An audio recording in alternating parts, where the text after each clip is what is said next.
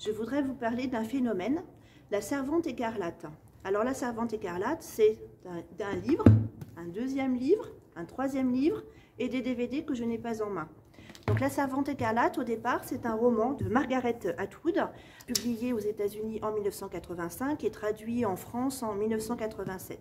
La servante écarlate, c'est l'histoire de Devred. Alors Devred vit aux États-Unis dans une période incertaine, probablement dans un futur qu'on espère ne jamais voir arriver. Le pouvoir a été pris par les religieux, les femmes sont asservies, le pouvoir est tenu par des commandants.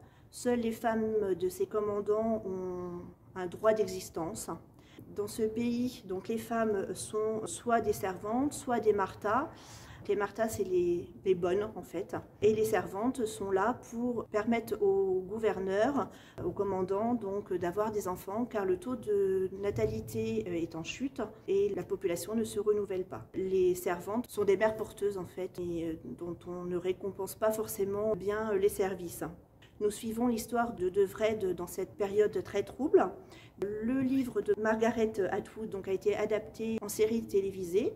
Si vous voulez découvrir l'envers du décor, vous avez ce livre qui vous permet de découvrir vraiment tous les moyens techniques qui ont été utilisés pour permettre d'avoir une réalité de l'histoire à l'écran.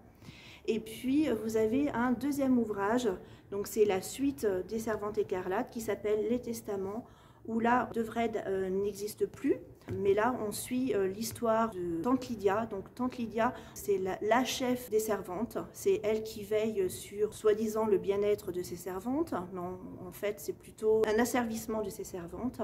Et Tante Lydia, en fait, qui apparaît comme une sorte de nazie, une sorte de capot, en fait, est une personne qui a connu les premiers temps de cette société futuriste. En lisant cet ouvrage, on découvre une dame avec un cœur. Donc un phénomène, mais à découvrir, et un phénomène tout à fait justifié.